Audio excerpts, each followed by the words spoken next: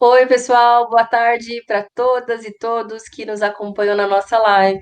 A gente tinha marcado essa live para fazer ontem, às 18h30, mas a gente precisou remarcar por um motivo que todo mundo sabe, né? Teve aquela divulgação do vídeo da reunião ministerial que acabou, enfim, tomando todas as nossas atividades e tarefas. Nós, da bancada do pessoal, a gente precisou encaminhar várias iniciativas para questionar os ministros, questionar o general Heleno, enfim, acabou inviabilizando a live no dia de ontem, mas a gente, felizmente, conseguiu marcar para hoje, por isso eu agradeço muito a Maria Boff pela compreensão, mas ela falou que também estava muito aflita por conta da Sim, situação, não tinha como a gente, né, enfim, pensar em outra coisa naquele sim. contexto, e que bom que deu para a gente fazer essa live no dia de hoje. E eu vi que muita gente comentou nas redes, ficou muito feliz, porque viu que a gente ia fazer a live, porque tem acompanhado muito o trabalho da Maria desde o primeiro vídeo que ela lançou como a blogueirinha do fim do mundo, mas depois com as demais vídeos, publicações. Eu acho que é um grande exemplo de artistas, de pessoas da área da cultura que não tem medo de se posicionar, não tem medo de usar a sua arte, o seu talento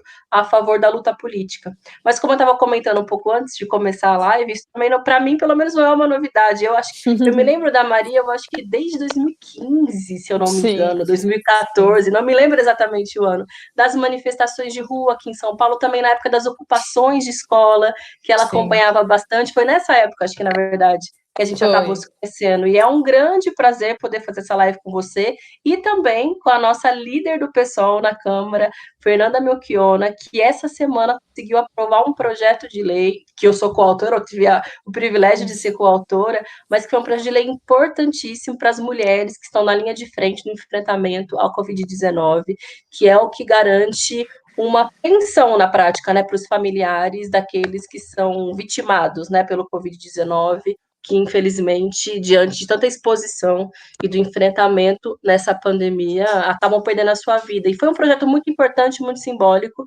porque também é voltado principalmente para as mulheres, né, Fê, que são 80% da categoria, mais de 80%, né, da categoria de trabalhadores da saúde. E para mim também é um grande privilégio estar nessa, não só nessa live com a Fer, mas também na construção cotidiana, porque é um grande exemplo de mulher lutadora. Vou passar para a Fer e depois é contigo, Fer. Oi, gente. Oi, Maria. A gente está se conhecendo Oiê. hoje, né, pessoalmente, porque eu já acompanho a Maria desde que ela lançou o primeiro vídeo da blogueirinha do fim do mundo. Vocês devem acompanhar, assim como eu, se divertir e com as piadas ácidas e ao mesmo tempo extremamente profundas que a Maria traz, né? E eu tô mal na câmera. Ai, gente, quando eu tiver 50 anos eu vou aprender a ser boa em redes, mas tá. E tá ótimo. E contigo, Sâmia, minha companheira, né? A admiração e o carinho é recíproco. Eu aprendo com a Sâmia todo dia, né? E essa coisa de equipe na política é tão importante, né? Uma equipe que a gente pensa parecido e constrói muito. Esse projeto foi uma construção a muitas mãos e a tua ajuda foi fundamental para a gente aprovar em tempos tão difíceis. E foi muito louco, quero contar aqui para os nossos, quem está nos acompanhando, porque eu tive a ideia de fazer uma live e convidar a Sâmia e a Maria. E aí escrevi para Maria e a Maria me disse: sim, a Sâmia já me convidou. E eu já tinha falado com a Sâmia. Olha a transmissão de pensamento. Que eu disse: não, primeiro eu falo com a Maria, o dia que ela puder eu convido a Sâmia. E no final, Sim. como vocês estão vendo, tá rolando. Ontem a gente teve que desmarcar por questões óbvias, senão ia estar a Maria ouvindo os vídeos lá, ouvindo aquelas João. bobajadas que funcionaram. E crimes, né? Aquelas frases tão gostosas que eles falaram durante a reunião, Aquela tão coisa que bom de parece uma ouvir. reunião de máfia, né? Eu acho que dá É, inveja pra turma que, sei lá, escreveu o Poderoso Chefão, assim, porque pois é é, muito criminoso e vergonhoso. Imagina na imprensa internacional, Maria. Imagina assim, pois a é, reunião dos ministros do Brasil durante a pandemia do Covid-19. Fala de Mas eu acho hemorroida. que nem a blogueirinha do fim do mundo seria capaz de pois acreditar é. ou de criar frases tão brutais como aquelas que a gente ouviu no dia de ontem. Não, é uma sucessão, né, de horrores. Tipo, quando foi a Regina Duarte na entrevista com a CNN, que foi também aquele show de horrores, eu até publiquei, falei, gente, não fui eu que roteirizei a entrevista, ok? Não fui eu que pautei a Regina, essas frases não são minhas. Então, realmente, é sempre assim, é tipo, no fundo do poço sempre tem um alçapão, né? Ela Sempre estava tem. querendo Não, e roubar eu sua acho. personagem, eu acho, Maria, não é Ela possível, com tava. certeza. Mas ela vai seguir, né? Agora ela não é na Cinemateca, né? Tirando quem tinha Pois 36 é. anos de experiência. E eu tava Jesus. pensando, porque tu consegue trazer leveza em temas muito profundos, assim, eu acho que se a gente pensar na tua característica desse personagem, dessa personagem que tu criou, e é uma coisa tão necessária, porque os tempos são muito duros, né? E a gente trazer leveza na nossa crítica, eu acho que é super legal. Eu queria começar te perguntando justamente isso, assim, tu vê, qualquer governo autoritário na história sempre ataca as artes. O Bolsonaro, em 2019, saiu atacando... Bom, a gente teve ministro que citou Goebbels, e foi demitido graças à repercussão, mas o cara citou Goebbels. Pois é. Bom, a Regina Duarte, que a gente já estava comentando, a ministra sumida, que quando apareceu para tripudiar das vítimas da ditadura civil-militar. Mas, assim, o ano inteiro passado, censura em filme, corte de edital, etc. Toda aquela ideia, aquela guerra cultural. Então, eu queria te perguntar como é que tu vê o papel da arte, né, nessa luta contra o autoritarismo, e também por que eles têm tanto medo da gente, né? Da gente, não, de vocês artistas, porque eu não sou artista, infelizmente. Adoraria, mas não tenho essa criatividade toda. Por que eles têm tanto medo das artes? Porque Bolsonaro sempre tentando, né, atacar. Eu acho que não é nem, eu acho que eles têm medo das artes, mas eu acho que eles nem compreendem a arte. Eu acho que é isso, existe uma falta de compreensão total. O tamanho, eu acho que eles são tão obtusos, tão chucros, são pessoas tão pobres de espírito, que eu acho que a arte passa reto, assim, na compreensão deles, de mundo, de vida. Então, eu acho que assusta também por isso. E sim, foi um primeiro ano de muitos ataques e desmonte da cultura, principalmente só pelo primeiro fato de minguar o Ministério da Cultura e transformar numa secretaria já é algo muito simbólico do que ele imagina que é a importância da arte, né? E bom, ele, querendo ou não sei se vocês sabem, acho que vocês sabem, mas não sei se quem está assistindo sabe, que eu, antes de ser a blogueirinha do Fim do Mundo, eu fiz a Bruna Surfistinha numa série da Fox. E no meio do ano passado, o Bolsonaro falou: não vou admitir dinheiro público para produzir coisas como Bruna Surfistinha. Então, querendo ou não, eu estive na boca do presidente de alguma maneira, indiretamente, né? Ele falou mais de uma vez isso, falando que fazia apologia à prostituição, ou seja, uma pessoa que obviamente nunca assistiu a série, porque a série não se trata de apologia à prostituição, muito pelo contrário, é uma vontade de humanizar a personagem, mas em nenhum momento romantizar isso, enfim. Mas é isso, é uma pessoa que... eu já fiz esse exercício de tentar pensar o que o Bolsonaro ouve de música, o que ele assiste de filme, quais são as coisas que ele aprecia, sabe? Que tipo de podcast ele ouve? Assim, não vou fazer esse exercício, tipo, ele e os filhos dele, que tipo de coisa eles preenchem os dias dele? Eu não consigo imaginar nada, assim, para mim eles são pessoas vazias, ocas, de alma, de sensibilidade, não existe aquilo ali. E eu acho que agora é hora para a arte, justamente como resposta. A arte tem que vir carregada de política. Acontece muito dos artistas recusarem a política, né? Ou até, por exemplo, agora está acontecendo uma onda de muitos artistas cobrarem o posicionamento de outros artistas que até agora foram isentões. E muitos estão se posicionando, mas sempre dizendo, mas sem posicionamento político, viu? Eu sou a favor da liberdade, mas isso não tem nada a ver com política. Oi? Tipo assim, essa recusa da política, tudo bem, acho que as pessoas estão em degraus, assim, acho que a gente vai chegar lá. Mas essa recusa imediata da política, eu acho muito perigoso. Eu acho que é um dos motivos pelos quais, inclusive, o Bolsonaro foi eleito, inclusive até Dória foi eleito, sabe? Não se chamar de político, se chamar de gestor, são pessoas que falam que são novas políticas. Essa recusa da política, gente, tudo é político. Vamos assumir que tudo é político, porque liberdade é política pura. Se livrar de opressão é política pura. Lutar contra o fascismo é política pura. A política é interessante, basta você introduzir ela na sua vida de uma maneira, assim, basta entender que, na verdade, a sua vida é política, a maneira que você toma café da manhã é política, é fruto. Nós somos seres históricos e, portanto, seres políticos. Então, enfim, eu acho que agora a arte tem que se enxergar como parte da política, sim, nunca, na verdade, isso deveria ser distante, uma coisa distante da outra, mas agora, cada vez mais, isso se vê necessário, né? Maria, você falou de um elemento que é uma marca dos nossos tempos, que são artistas se posicionando, alguns que já tinham algum tipo de engajamento, né, político, mas também alguns que entraram para esse cenário de uma forma mais repentina, que estão fazendo uma experiência agora e que viram a necessidade de se colocarem publicamente. O Felipe Neto, ainda que, claro, ele é enfim, youtuber, um influenciador, é um dos principais nomes que influenciam a juventude, pessoas muito, muito jovens, adolescentes, crianças, inclusive. E existe, inclusive, sempre por parte das pessoas que já são muitas vezes envolvidas com a militância, uma tendência a subestimar. Não, mas como que um cara desse pode cumprir com um papel importante? Afinal de contas, ele nem é um esclarecido, nem é um militante, mas depois a gente vê justo o contrário, que o papel que ele vem cumprindo, justamente por falar para um público muito amplo, por às vezes passar por cima das barreiras que nós temos dificuldade de ultrapassar, afinal de contas, ele consegue penetrar essas pessoas de outra forma, ele cumpre com um papel importantíssimo. E num dos vídeos e posicionamentos dele, ele disse justamente isso. Cobrou, foi a público cobrar os artistas que estão em silêncio. E eu sempre me pergunto, poxa, o que será que fulana ou fulano pensam sobre o Bolsonaro? Se eu não sei a opinião deles, é porque muito provavelmente eles estão...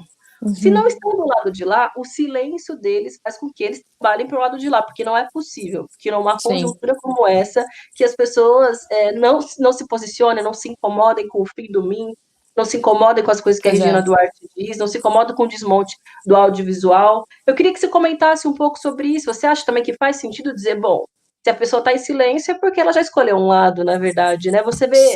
Você tem sentido também que outros artistas, pessoas que você conhece do mundo cultural, estão se posicionando mais e qual o papel que elas vêm cumprindo diante dessa conjuntura? Então, isso na verdade é muito louco. Eu só abrir um parênteses. Agora eu estava assistindo o documentário do Michael Jordan na Netflix, chama Arremessada Final.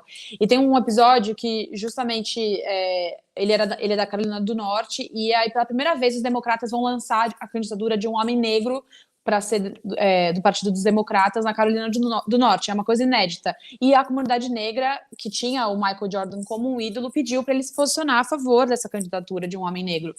Só que na época ele era muito bombado, muito famoso, e ele estava vendendo um tênis para Nike chamada Air Jordan, e ele fez um comunicado falando: gente, os republicanos também compram meu tênis. E ele não se posicionou. Então isso não é uma coisa nova, de celebridades não se posicionarem por medo de perder contrato, por medo de perder seguidores, por medo de perder fãs, sabe, por medo de perder trabalho, dinheiro. Eu acho que isso não é uma novidade. Quando eu vi isso no documentário do Michael Jordan, eu falei, meu Deus, tá, então, tipo, isso é uma coisa que, de fato, é uma preocupação dos artistas. Eu não sou uma artista mainstream, eu acho que agora eu tô ganhando um pouquinho mais de espaço, muito por causa do meu posicionamento, né? Mas eu nunca tive medo de me posicionar. Eu acho que é isso, Sam. A gente se conhece há muitos anos nas manifestações, assim, quando isso não era cobrado de artistas, mas eu já me posicionava e eu nunca tive medo do meu posicionamento político, tanto em debates polêmicos e questões delicadas, tipo a descriminalização do aborto, sabe? São coisas que eu sempre me posicionei. E para mim a resposta é porque sim, porque tem que se posicionar, sabe? Não vai muito além disso. E também politicamente, sempre declarei meu voto nos políticos que eu acreditava, enfim. Eu acho que agora as pessoas estão achando... É isso, o Felipe Neto disse nesse vídeo que passou-se um limite, porque a partir de agora é a questão do fascismo. Então o silêncio é conivência e, portanto, o silêncio, como você falou, trabalha para o lado de lá, né? O silêncio é ótimo para eles. Eu acho que eu vejo muitos artistas agora começando a se posicionar de maneira tímida. Eu vou falar por mim. Eu tenho um pouco de dificuldade de acolher pessoas que se arrependeram, tipo bolsonaristas arrependidos. Eu tenho dificuldade de acolher essas pessoas. Eu acho, assim, que ótimo que se mude de lado. Acho que antes tarde do que nunca. É isso aí, bora. Mas, ao mesmo tempo, eu acho que essas pessoas que mudam de lado, elas têm que quase que recuperar o tempo perdido, sabe? Quase tentar recuperar o estrago que fizeram.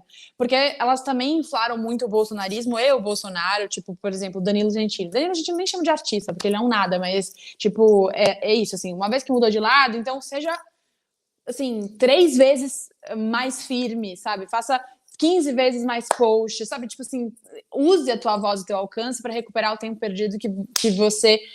defendia coisas que já nós não defendíamos há anos, entendeu? Então, eu acho que é importante que tenha esse movimento, eu acho que é importante que continue sendo cobrado isso, e é isso, eu acho que agora isso tende a ser... Eu não sei se eu respondi a sua pergunta, mas eu acho que isso tende a ser cada vez mais uma preocupação deles, eu acho, até de marcas, talvez, que patrocinem essas pessoas, espero. Eu tenho uma impressão, Maria, eu acho muito importante tu falar isso dos Minions arrependidos. Sabe que eu tenho uma impressão que ele tá perdendo muito apoio. Porque, claro, teve uma turma do povo que comprou gato por lebre, né, em 2018 na eleição. Eu não tô dizendo dos extremistas. né? Esses saíram para fora, acharam um projeto político que é protofascista, né, gente? Ele não conseguiu mudar o regime ainda, mas o Bolsonaro é protofascista. Sim. Eu acho que ele é muito burro. Eu concordo com a Maria, eu acho que ele não deve ouvir nada, ele só leu o livro lá do Ustra, né? Tipo assim, só coisa. Sim. Mas ele tem um projeto de poder perigoso, né? Só que. Perigoso mesmo. Só que eu vejo que muita gente está deixando de apoiar o governo e difícil a gente criar mobilizações de rua, né? Porque a gente está respeitando o isolamento social. Então, para a gente poder fazer essa luta política necessária no Brasil, a gente tem uma contradição também. Bolsonaro aumentou 10 pontos, a rejeição. Ontem no vídeo eu fiquei acompanhando no Twitter, eu não sei como é que vocês avaliaram, né? Porque, claro, tinha uma turma que esperava talvez que tivesse uma confissão. Eu acho que ficou ali no negócio da Polícia Federal, ficou a ilação.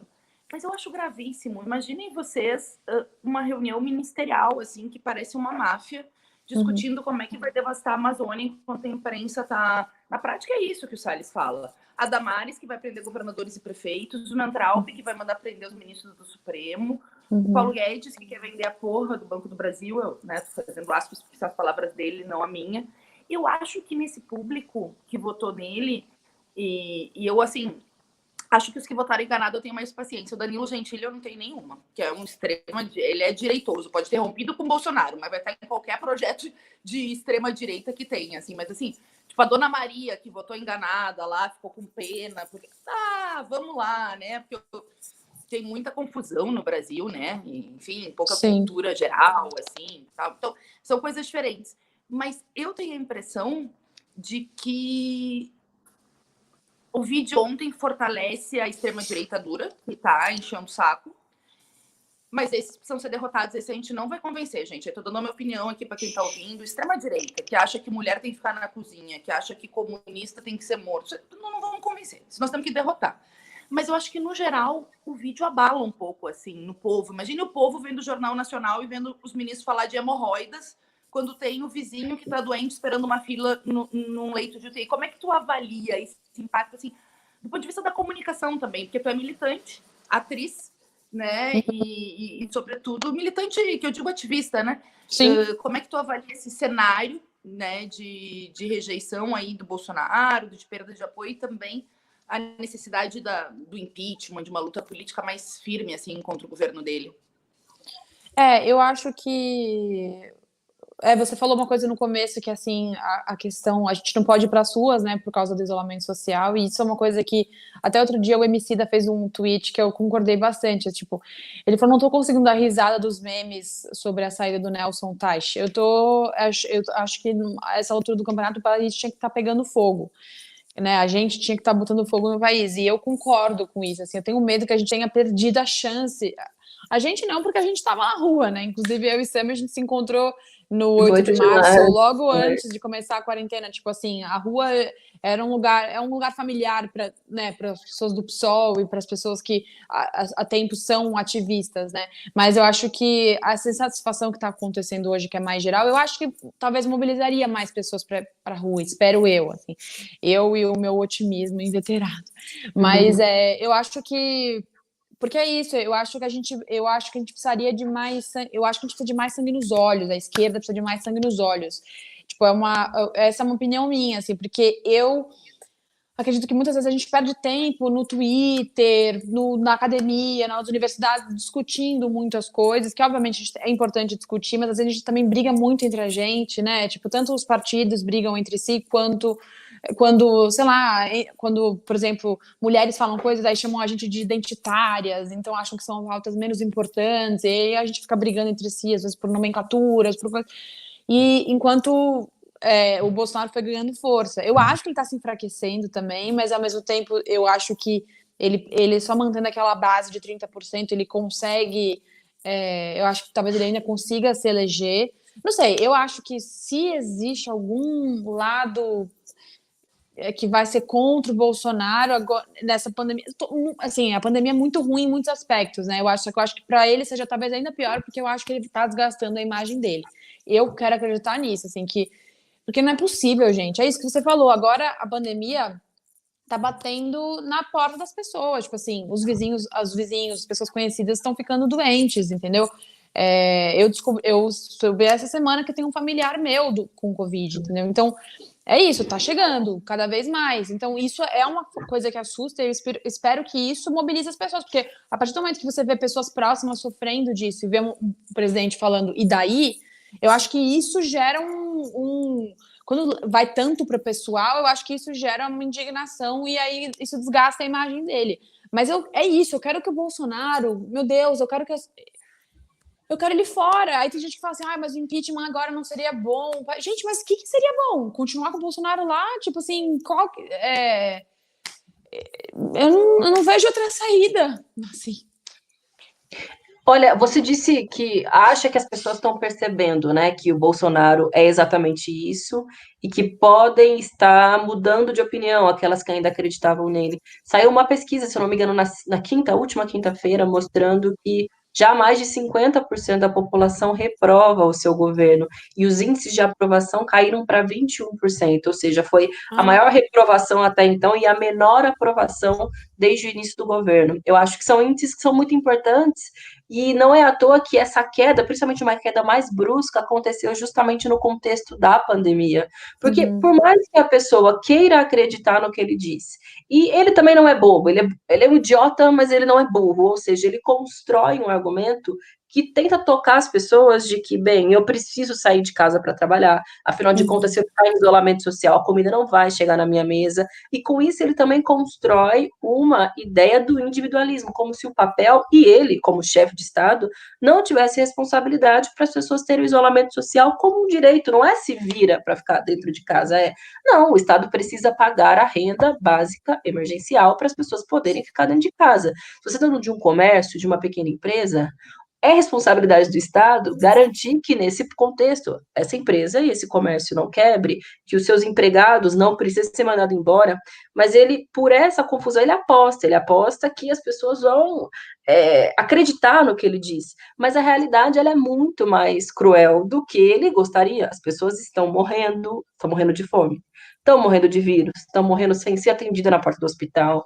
Então, o povo, como diz, o povo não é bobo e não é bobo mesmo.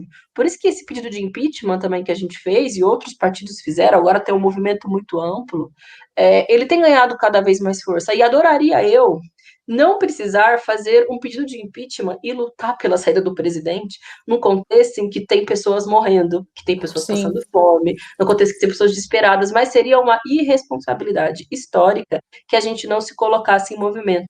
E isso que você diz de sangue nos olhos, ou seja, radicalizar, a gente também não tem por que ter medo de parecer absolutamente contrário e oposto ao programa do Bolsonaro, porque é exatamente o que nós somos, né, Fernanda? Nós somos com muito orgulho radicalmente opostos ao que é o bolsonarismo. Sim. E eu sinto que isso vem crescendo na sociedade, né, esse medo, falta de medo de dizer seu nome, a falta de medo, aliás, ou melhor, a coragem para colocar suas posições, e isso é o que vem crescendo, principalmente entre a sociedade, entre as mulheres mais jovens. Não sei se vocês observam também um fenômeno parecido, eu acho que isso também tem a ver com a força do antibolsonarismo desde o processo eleitoral, nas manifestações do ele não, ou mesmo agora com as figuras públicas no parlamento, com figuras públicas como a Maria, que estão pautando as redes, enfim, eu acho que isso é um pouco do fenômeno dos nossos tempos também, né? Não, total. No próprio 8 de março, quando a gente se viu, eu achei a rua cheia de adolescentes, assim, muito mais meninas, cada vez mais feministas meninas indo pra rua. Isso é muito maravilhoso, assim. Eu acho que é um fenômeno. É isso, é uma construção de anos. E é isso que é qualquer transformação, eu acho que, assim, até revoluções, talvez hoje em dia não aconteçam da noite pro dia. Elas são lentas, mas elas acontecem. E eu acho que isso, tipo, quando eu era adolescente, eu não falava sobre feminismo. Minhas amigas, isso não era assunto no grupo das minhas amigas. E agora isso, eu vejo muitas meninas na rua. Isso eu acho, maravilhoso. Porque a rua é muito maravilhosa, né? Eu acho que estar na rua é muito encantador, assim, é muito sedutor. E eu acho que molda muitas cabeças estar na rua. E, enfim, eu acho que é aos poucos, é uma construção. Por isso que eu acho que é importante, é isso, ter o ataque ao bolsonarismo vir de várias frentes diferentes. É isso, tanto mulheres como vocês nos representando na política, quanto pessoas da cultura. E caraca, essas influenciadoras, essas celebridades, elas têm um alcance absurdo esse público mais jovem, que é também o caso do Felipe Neto. E essas pessoas são enxergadas como exemplo, então elas carregam uma responsabilidade imensa, que elas não podem abrir mão dessa responsabilidade. Elas não podem achar que só postar selfie, ou capas de revista, ou sessões de fotos, basta. Não basta mais. Por que você quer ser voz para... você quer ser voz de autoconhecimento, de, tipo, moda, as últimas modas, sei lá, tipo, maquiagem, mas você não quer falar de política, entendeu? Por que você não quer trazer as pessoas para esse assunto? Enfim. Eu tava pensando, conforme vocês estavam falando, como tá rico, gente. A gente montou um roteirinho, assim, eu e a Sâmia, rápido, e óbvio que a gente nem precisou seguir, né? Porque estamos trocando aqui, para todo mundo saber que é tudo ao vivo.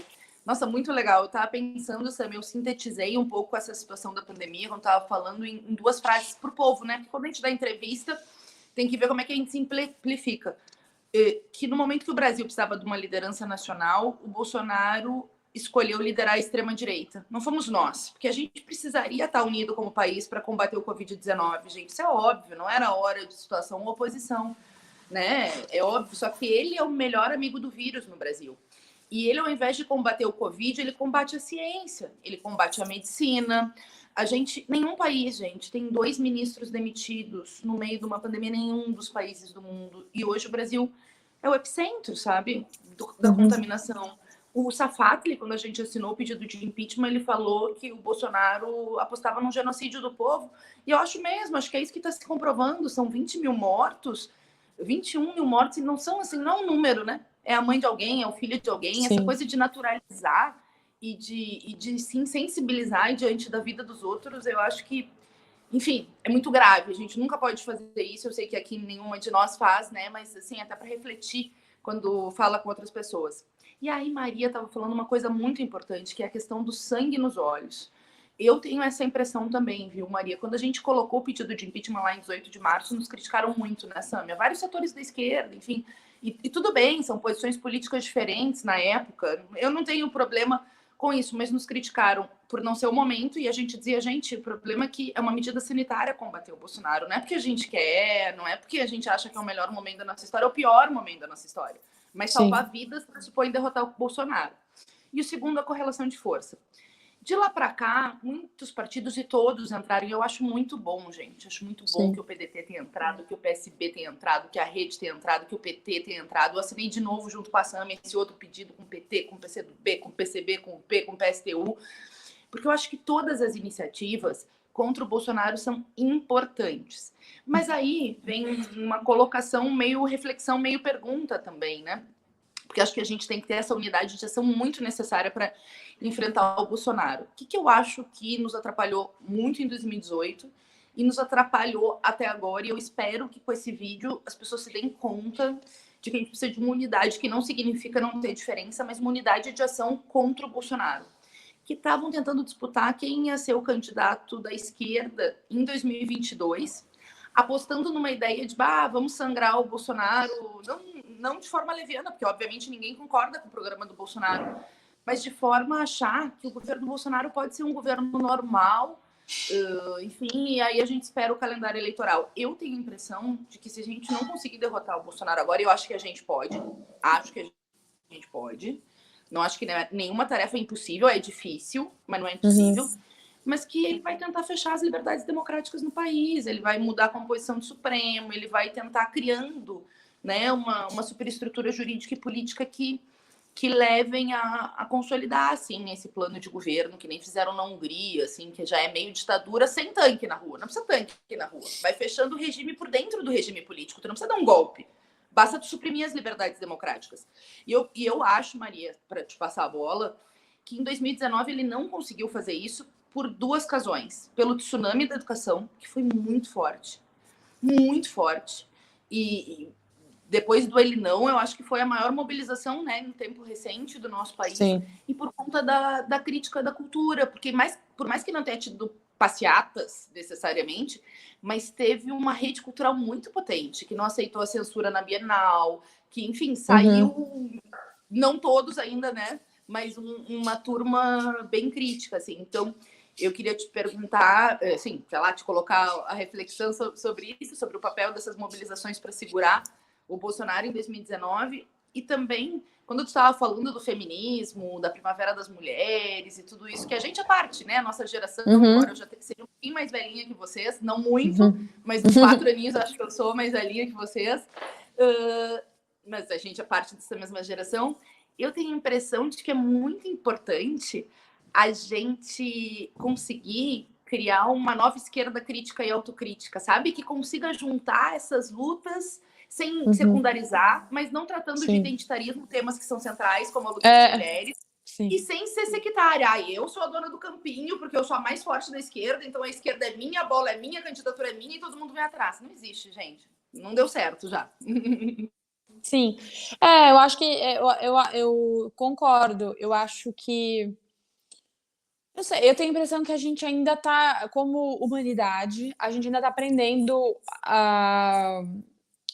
a lidar com o mundo da internet, entendeu? Tipo, porque, por exemplo, essa coisa do golpe, você falou assim, que ele não precisa dar um golpe, ele pode ir tirando as liberdades aos poucos, né? As liberdades democráticas aos poucos. Eu acho que é isso, eu acho que a gente, tipo, uma maneira do Bolsonaro se manter no poder também é usar a mentira como campanha. Isso também é uma maneira golpista de se governar e de se eleger, né? Porque ele tá usando da mentira, ele tá usando da calúnia, da difamação, e ele age, e ele sai impune diante disso, né? Então eu acho que isso tudo também é fruto de governos agora com a internet. Eu acho que a humanidade ainda não entende como a internet é incrivelmente poderosa, mas também, sim, perigosa, assim, porque é isso, Bolsonaro ganha muita força em lugares como a internet, né?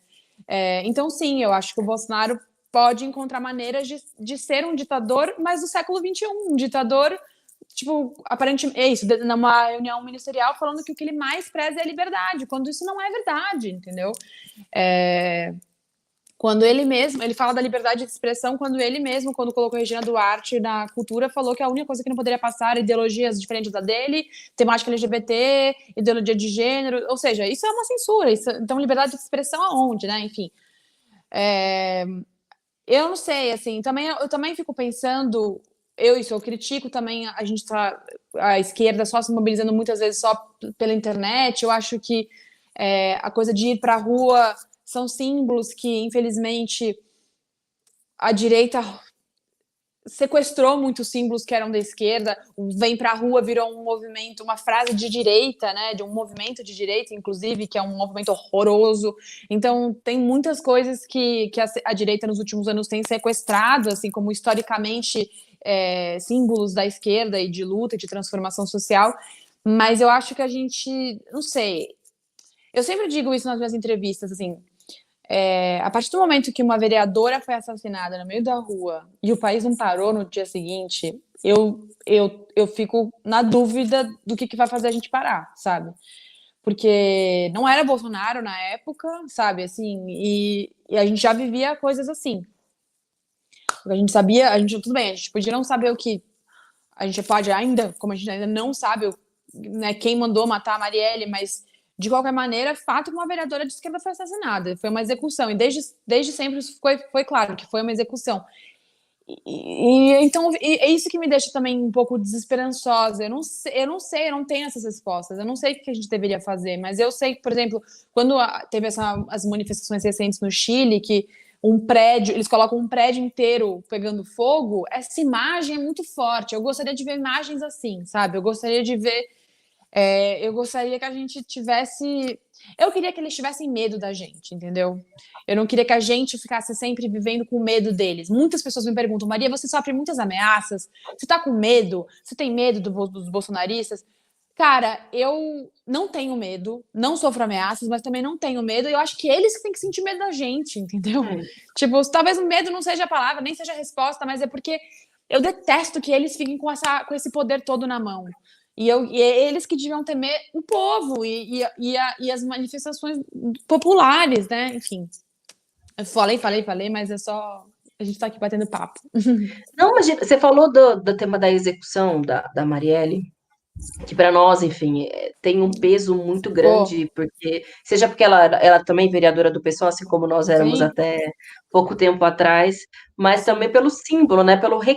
É um símbolo, e não à toa, depois da execução da Marielle, tantos setores se empoderaram, começaram a tomar as ruas, a ocupar a política, ela se tornou o principal símbolo da luta democrática a nível internacional, e não é à toa que em entrevistas e declarações as mais caluniosas possíveis, ele sempre recorre ao tema da Marielle, porque é justamente o oposto do que ele significa. Seja o sentimento de justiça que ela desperta, aliás, a necessidade de se lutar por justiça, que o assassinato da Marielle gera em tantas pessoas, mas por todos aqueles que se levantaram após o seu assassinato, e claro, a relação que todos nós sabemos que a família do Bolsonaro tem com as milícias, e a relação e a responsabilidade das milícias no assassinato da Marielle, eu acho que esses dois elementos fazem com que ela seja um símbolo muito importante, mas mais do que um símbolo, né? A gente não quer só gritar o nome da Marielle, dizer que ela vive ou que ela está presente. A gente quer justiça para ela, para Uhum. sua família, para Mônica Benício, para todos aqueles que conviviam com ela, porque não revelar o crime que assassinou a Marielle significa perpetuar no Brasil essa lógica que você colocou, de que a gente deve ter medo, de que eles estão numa ofensiva. Isso acaba naturalizando esse Uhum. sentimento. E agora, no contexto da pandemia, essa nossa impossibilidade de ir para a rua, ela também acaba alimentando um pouco esse sentimento. Eu vejo todos os dias, eu imagino que a Fer também deve receber muitas mensagens com conteúdo parecido.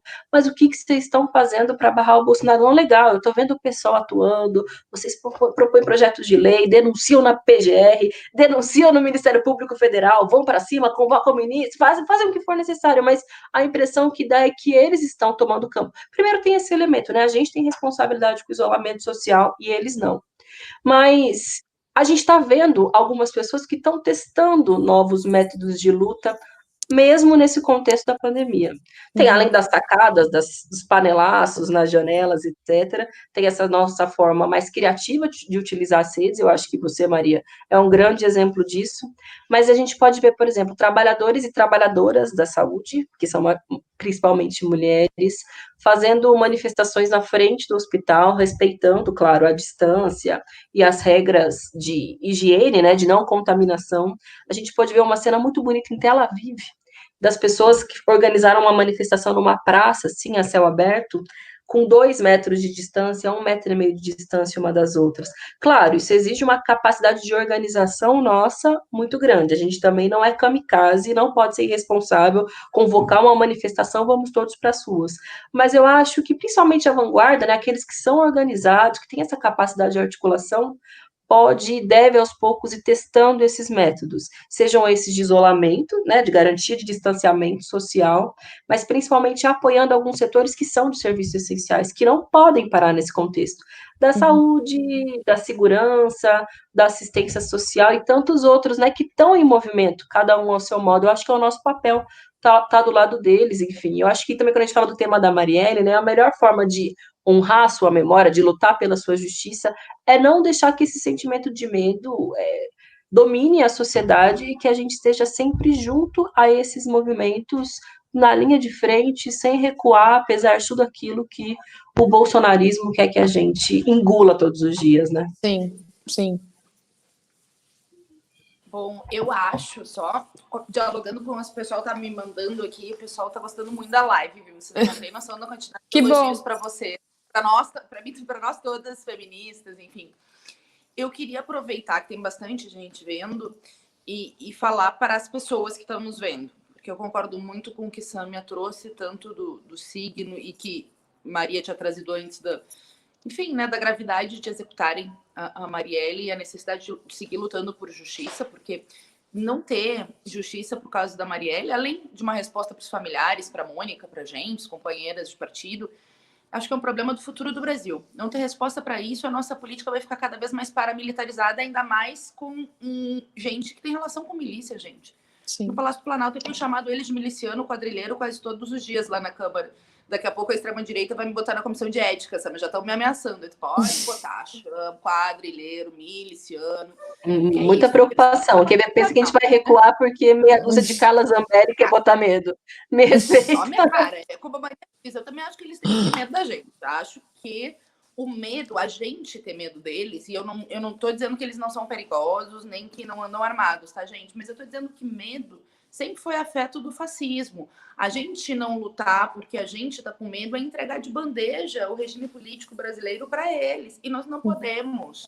O Brasil tem muita história de luta, sabe? Imagina se os indígenas tivessem dito, não vou mais lutar com os portugueses, vou deixar ser escravizado e nos matarem todos nós. Não estariam até hoje lutando. E são 520 anos de resistência. Poxa, nossa geração vai arregaçar? Ditadura civil-militar, 21 anos, teve gente presa, exilada, etc. Bom, se derrotou a ditadura civil-militar. Estamos aqui hoje. E assim são vários exemplos, né? Na história do Brasil. E uma coisa que eu sinto nas redes, que eu queria comentar para quem está nos ouvindo, duas coisas. A primeira de ontem foi, tipo assim, a naturalização do vocabulário. O pessoal que estão acostumado com a extrema-direita, que, enfim, não é que não se chocaram, mas eu acho que a gente não pode perder a capacidade de se chocar. Eu fico imaginando esse vídeo da reunião ministerial para pessoas comuns. Eu não estou falando nem na esquerda na Europa. As pessoas, opa, só um pouquinho, sabe? Ou até para o povo. Eu fiquei imaginando as pessoas em casa vendo a reunião. Pessoas que não estão nas redes que nem nós, toda hora nas polêmicas, nas tretas e tal. Eu não consigo acreditar que uma mãe de família que está com um filho esperando uma vaga na UTI vai achar que aquilo é razoável, sabe? Eu não consigo achar, porque as pessoas estão desesperadas, estão sem renda básica, estão sem salário, estão perdendo emprego.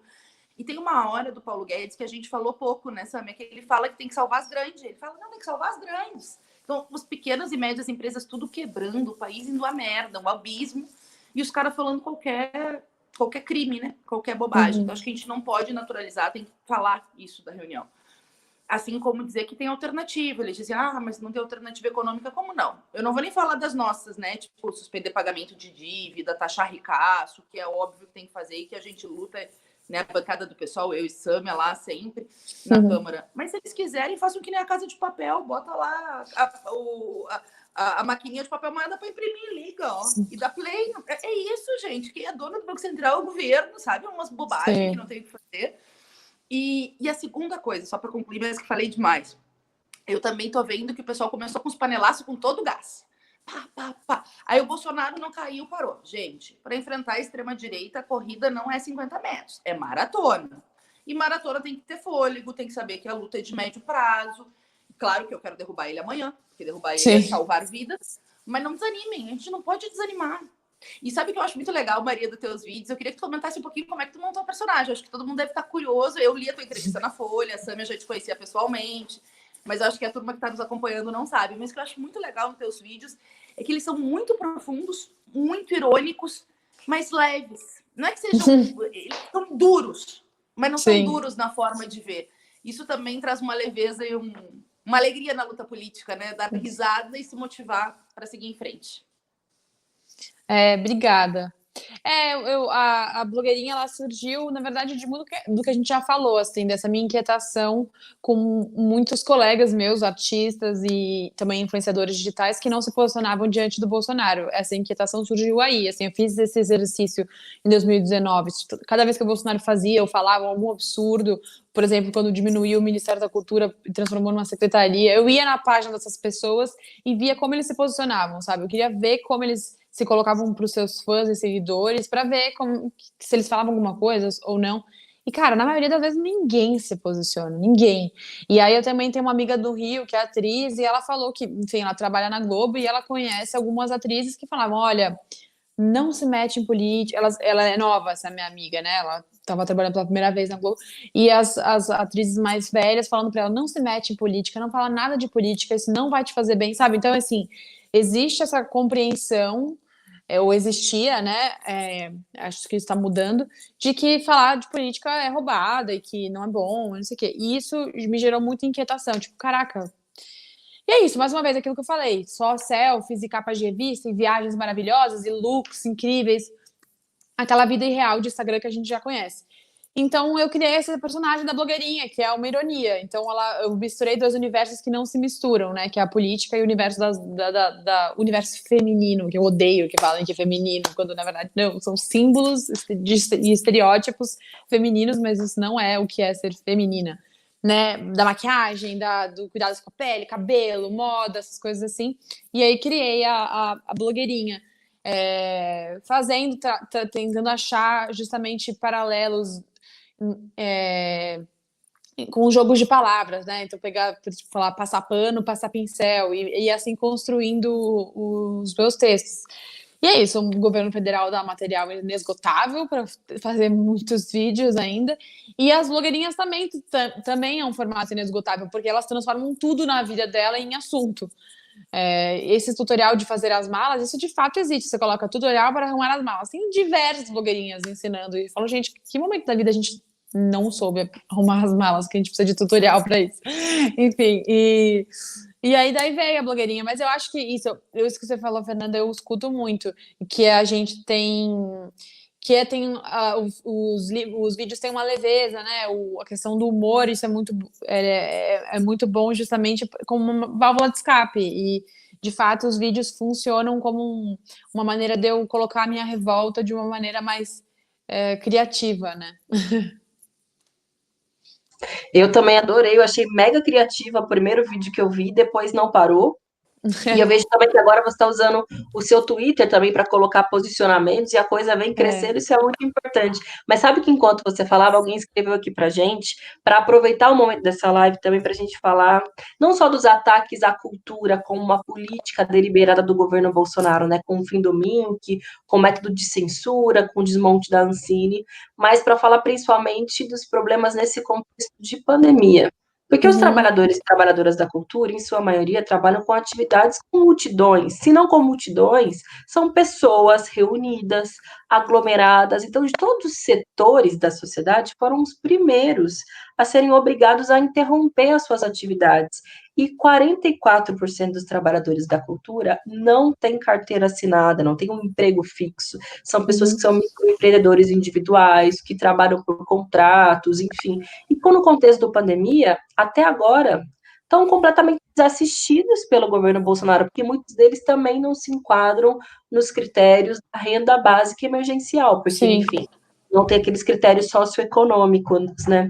E existe um projeto na Câmara, e tem toda uma campanha para que ele possa ser aprovado essa semana, né, Fer? Eu acho que você, como está em Brasília e como líder da bancada, deve ter mais informações de a quantas anda. Já era para ter sido pautado na semana passada, foi suspenso, passou para a semana que vem, que é o PL 1075, que também tem projetos de lei nos estados. Aqui em São Paulo tem um projeto de lei estadual e um municipal que prevê tanto uma espécie de uma renda básica para os trabalhadores da cultura, mas também linha de crédito para aqueles que têm grupos, cooperativas, para aqueles que têm espaços que precisam também de dinheiro para conseguir sobreviver durante esse processo. E eu acho que pode ser muito importante também, né, que agora, nos próximos dias, todos nós, mas os artistas, as figuras públicas, falem desse projeto. É o 1075, é muito importante que ele seja pautado e aprovado. Eu soube que no último relatório, Fer, talvez você possa me corrigir, são 3,6 bilhões, né, que vão ser enviados diretamente para os estados e para os municípios. Isso é um tema muito importante que os próprios trabalhadores da cultura exigiram, porque se ficasse a cargo do governo federal para colocar esse dinheiro, é óbvio que o governo federal não vai fazer chegar, assim como não fez chegar do Fundo Nacional de Cultura em todo o ano de 2019. Indo direto para os estados e municípios, é mais fácil o controle popular, onde tem, inclusive, como se fala, conselhos municipais e estaduais de cultura, com participação da sociedade civil. Eu estou com muita expectativa, porque é muito importante que esse projeto seja aprovado. Não sei se o Fer tem alguma novidade com relação a ele, eu sei que acompanhou desde o começo também. Tenho sim. Coisa boa ser portadora de boas notícias, mas a gente não pode esmorecer a mobilização. Ele é o primeiro da terça-feira. Ontem teve reunião de líderes, né? E aí eu participei da reunião. Ele está pautado como o primeiro projeto a ser votado na terça. Ele é o 1075, que são assinados por 26 deputados, encabeçados pela Comissão de Cultura, mas também assinados por nós, né, Samia? Tu é coautora, eu também. Aí tem o 1089, aí tem um que é específico para o audiovisual, que o Tadeu Alencar fez, e tem um outro sobre tributação, e aí juntou e fez um substitutivo que pega várias partes. Esse avanço que a Sâmia trouxe é fundamental, e foi do último relatório, a partir das audiências da cultura que teve no Brasil inteiro. Eu participei em algumas com a Sâmia, participei na Bahia, participei em Porto Alegre, e com secretários, com a turma da cultura. Foi muito massa, porque essa construção, mesmo virtual, Maria, deu uma pressão sobre o relatório. E aí surgiu isso de descentralizar, porque se tu deixar no governo federal, ele vai liberar esse dinheiro para fazer filme do Edir Macedo, entendeu? Não vai liberar fomento para garantir que os equipamentos culturais não fechem. A lei trabalha com vários aspectos, eu vou destacar só 2 do substitutivo. O fomento aos equipamentos que estão parados, uma ajuda de 10 mil, que é muito importante, não para os comerciais, mas os comunitários, pontos de cultura, é muito importante, porque os espaços estão fechando.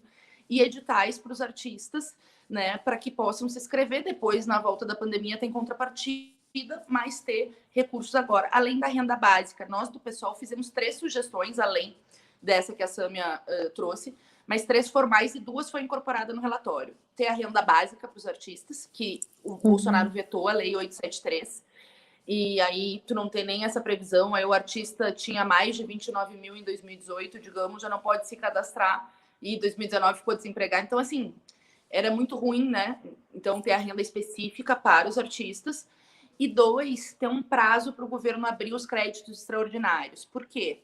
Porque ele prevê, de fato, 3 bilhões, mas depende do governo quando quiser. Então, a gente botou um artigo ali que o governo tem 15 dias para abrir esses créditos extraordinários e mandar o dinheiro para os estados e municípios para que, né, tudo vigore. Claro que eu quero fazer só um alerta antes de passar para a Maria, porque tem uma pergunta para ela. Porque o pessoal tá me mandando, eu olho o WhatsApp só para ver as perguntas, tá? Elogios mil. Nossa, o povo te ama. Tá? Amo o povo. Lindo, lindo. Depois tu olha os comentários. Tá bom. Mas só para alertar, todo mundo tem que seguir mobilizado para terça-feira, fazer campanha de rede, pressionar os deputados e ficar atento, porque o que acontece muitas vezes na Câmara? Muda o relatório em cima, por pressão do governo. Então a gente tem que estar em estado de comunicação permanente. Eu, inclusive, estava falando antes de entrar no ar, que eu tô com passagem comprada para Porto Alegre e comprei na sexta para poder estar aqui na terça e ficar acompanhando o projeto, mas ainda estou em dúvida, né? Porque tem sido importante estar aqui para atuar mais, enfim. Mas vou ficar aqui, terça-feira eu tô aqui presencialmente. E para Maria, fizeram uma pergunta super difícil. Como é que tu avalia a ascensão do Mário Frias como secretário de Cultura do governo Bolsonaro? Aí eu, assim, amei, porque eu acho ele super gato, assim, tipo, ele era muito, muito meu ídolo na Malhação. Então, sabe, como ele já fez um galã na Malhação, eu acho que ele é super, super capaz para ser o secretário da Cultura. É isso que precisa. É isso que precisa, gente, ser protagonista da Malhação.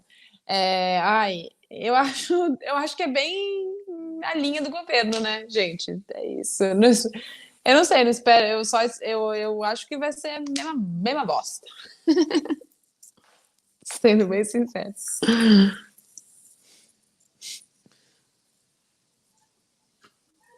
Vamos ver se chegaram mais perguntas aqui ou para Maria, ou para Fer, ou para mim, perguntas sobre o cenário da cultura. Me perguntaram, Fer, você que está andando bastante em contato com o pessoal dos trabalhadores da cultura, porque tem muita gente que, nesse contexto, assim como a Maria, tem usado a criatividade das redes para poder manter as suas atividades culturais. E eu acho que isso é um debate muito importante, né? Porque, inclusive, tem um aspecto de saúde mental fundamental, que é o trabalho que vocês vêm desenvolvendo para que a gente não enlouqueça e não fique maluco nesse contexto. Eu acho que seria muito importante a gente depois, ao longo dessa live, e também colocar aqui nos comentários, dicas e iniciativas, né, de quem acompanhar, quais são outras figuras públicas como a Maria, quais são as figuras que você acompanha, assim, tanto do ponto de vista dessas que produzem arte em tempos de barbárie, mas também de pessoas que se posicionam, que são muito importantes, acabam se tornando em lideranças políticas, como a gente vê você mesma se expressando. Eu tenho as minhas, mas eu quero ouvir de vocês.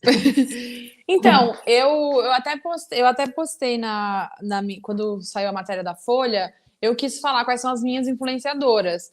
Sâmia, você foi uma influenciadora. Que legal. Que a Sâmia é aqui de São Paulo, Fernanda, eu não conhecia você antes, conheci agora. Ainda bem que eu conheci, porque a bancada do pessoal inteira é muito maravilhosa. Mas a Sâmia conhecia daqui de São Paulo.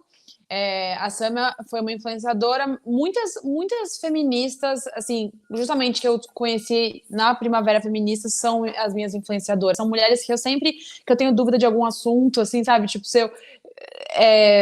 acontece qualquer coisa política, eu corro na página dessas mulheres para ver o que elas falaram, como elas se posicionaram, o que elas escreveram, que são Jamila Ribeiro, Stephanie Ribeiro, Laura Astrolábio, Daniela Lima, todas elas vocês encontram aqui no Facebook, gente, elas são muito maravilhosas.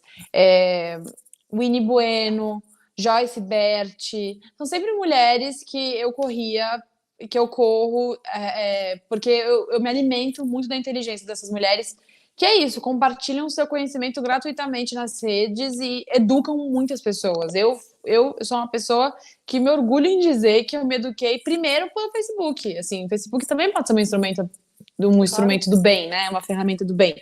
Eu me eduquei muito, assim, através do feminismo. O feminismo foi minha porta de entrada, inclusive, para a política. Foi através do feminismo que eu ganhei consciência política de raça, de classe.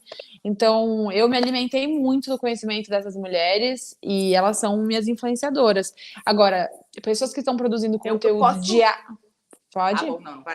Não, eu sugeri mais 2 para a tua lista para não ter que voltar. Vou ter todas, mas na mesma linha.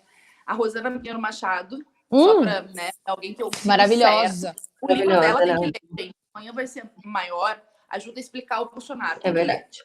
Aproveita a quarentena, respira, lê, vai bem, né, para também... E a outra, a Débora Diniz, eu sigo muito a Débora Diniz. Sim, a Débora é incrível. Incrível, rápida, só para agregar. E mais uma, daquelas que fica falando. Eliane Brum. Eliane Brum também. Eliane Brum.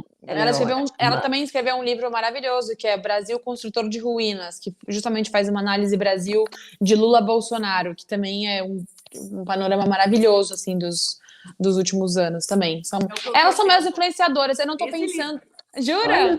Mentira. Esse de política, e eu tô lendo um da Isabel Allende, o Amante Japonês, porque eu leio um de política e um de literatura ao mesmo tempo, para dar uma relaxada na mente. Sim, pelo amor de Deus.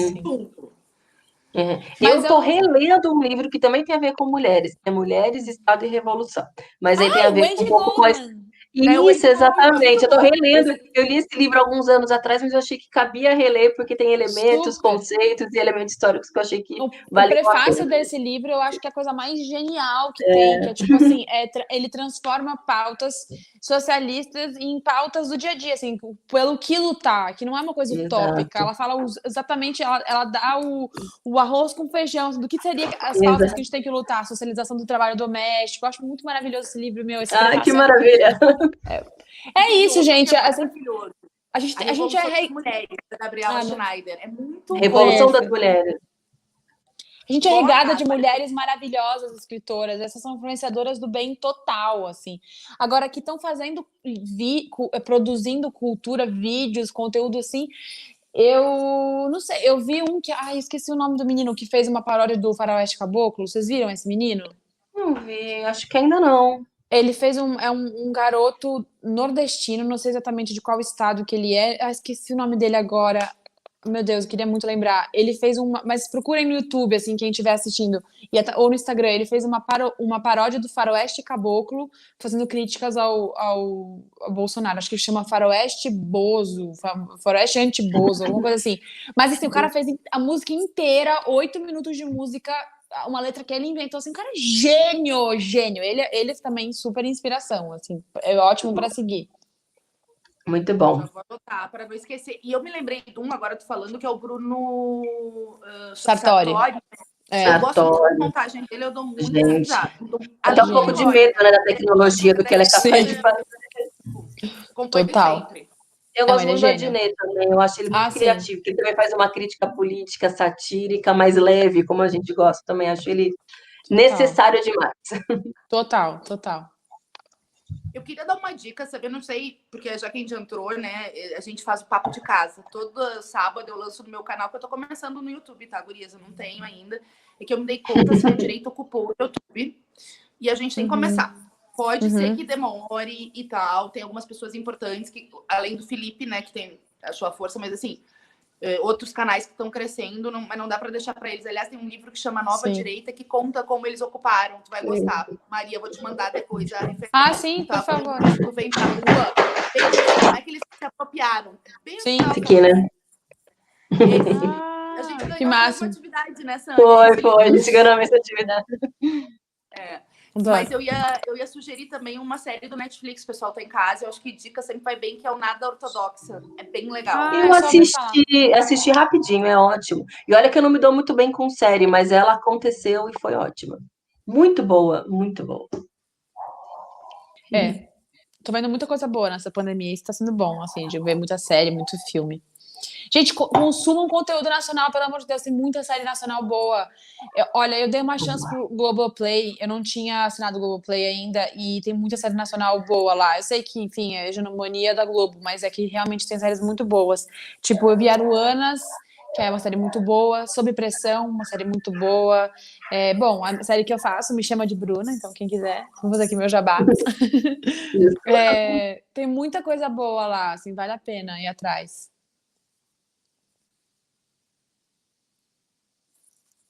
Não tô ouvindo Sâmia? vocês. Eu também acho que não. Sâmia, acho que cortou Você teu eu microfone. ouço.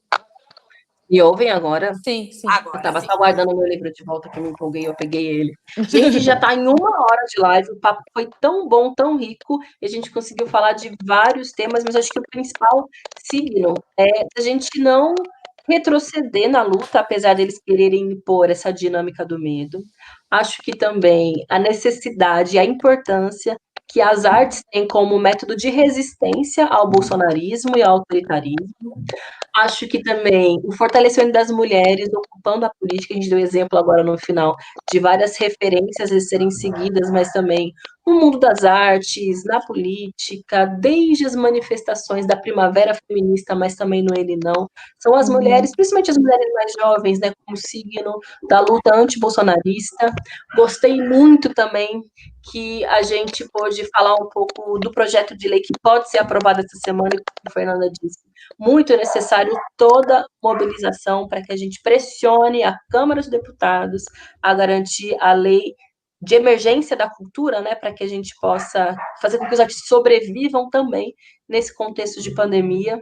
E eu acho que recados para o futuro, assim, se eu puder dizer alguma mensagem nesse final, é que as pessoas, como disse a Maria, não tenham medo, eles que precisam ter medo da gente, se organizem politicamente, aproveitem esse contexto de pandemia, quando a gente está com muita raiva, com muita vontade de xingar, aproveitar para ler, para estudar, para se formar, para conhecer gente boa, gente nova nas redes sociais, na internet, que podem nos ajudar também a compartilhar a nossa indignação, mas a nos formar, a entender um pouco do mundo, conhecer novas referências, isso é muito, muito importante, que em breve, se tudo der certo, a gente vai conseguir voltar a se encontrar nas ruas, né? Se encontrar nas ruas e, quem sabe, até lá, ter fortalecido ainda mais a luta contra o Bolsonaro. Eu acho que isso também é um foco de todos nós, né? A gente sabe que não é fácil a construção de um processo de impeachment no contexto de pandemia, com distanciamento social, mas ele é necessário, porque não dá para naturalizar a barbárie, assim como a gente viu no vídeo da reunião ministerial, não dá para achar que aquilo é natural, a gente precisa utilizar os principais elementos para seguir desgastando o bolsonarismo, convencendo ainda mais setores da sociedade que isso é o projeto de sociedade que eles defendem, não é porque aconteceu porque estavam em 4 paredes, porque estavam numa reunião secreta, eles são isso o tempo inteiro e o reflexo disso a gente vê na ponta. Pô, vamos aproveitar o contexto que a mídia não tá prestando atenção na gente para tacar fogo na Amazônia. Essa barbárie, essa política fascista, é o que eles querem entregar para o nosso povo, por isso que não estão nem aí, e daí que as pessoas morrem nesse contexto de pandemia, mas não vamos pestanejar, porque também está nas nossas mãos, não só construir um enfrentamento ao Bolsonaro, mas também apostar num futuro, que vai ser nosso, não é, menino? Eu vou terminar com a tua frase, Sâmia, uma tua. Futuro Pede Coragem, Minha? que foi Muito bem. 2018. E eu acho que tem toda a razão, é extremamente atual, sabe? Não só o futuro pede coragem, mas também o presente. Eu quero ter o prazer de te reencontrar online. Minha amiga, tô com saudade tua presencial, mas a gente tá sempre no WhatsApp, sempre falando nas reuniões. Maria, foi um prazer te conhecer. Sabe aquelas pessoas que tu acaba de conhecer pessoalmente, mas parece que tu é amiga há 10 anos? Super! Então eu já me sinto assim. Mas já somos, Quando tá? acabar, a gente tem que combinar um encontro, assim, pra Nossa, ir, por sim, favor, por favor. sabe? Tomar um vinho e conversar, porque assim, Por favor. eu acho que fluiu Rola, né? porque pela identidade, né?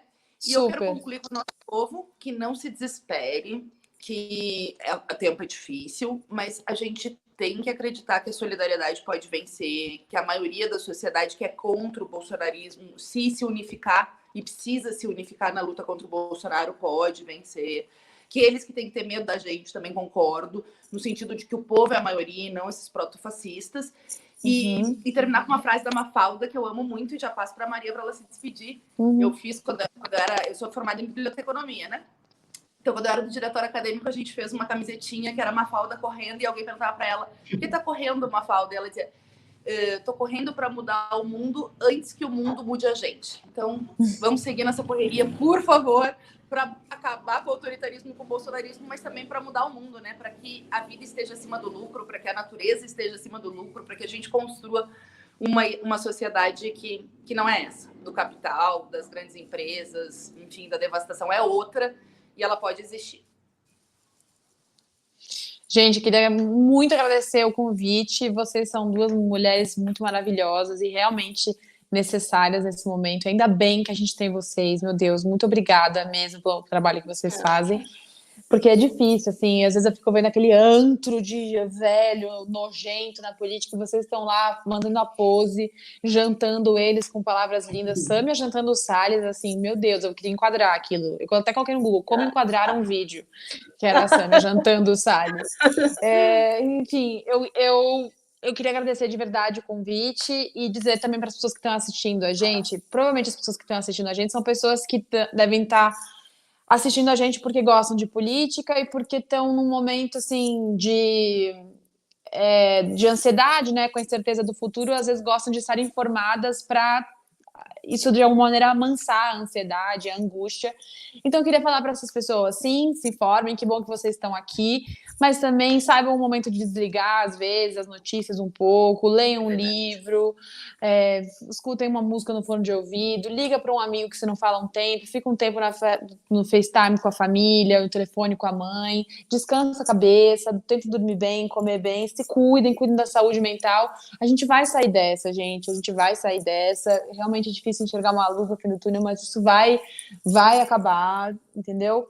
E fiquem em casa, cuidem dos seus, se cuidem. E, gente, a gente é melhor do que o Bolsonaro, a gente é maior do que o Bolsonaro. O Brasil não pode ser assaltado por esses canalhas. Então, vamos se também aumentar nossa autoestima, porque dá raiva de ser brasileiro, quase tipo, desisto do Brasil. Não, gente, não, vamos expulsar essa gente, porque a gente é melhor do que ele. A gente tem que melhorar a nossa autoestima pra gente ter a certeza de que a gente merece mais do que ele. A gente não pode se conformar com essa gente estúpida.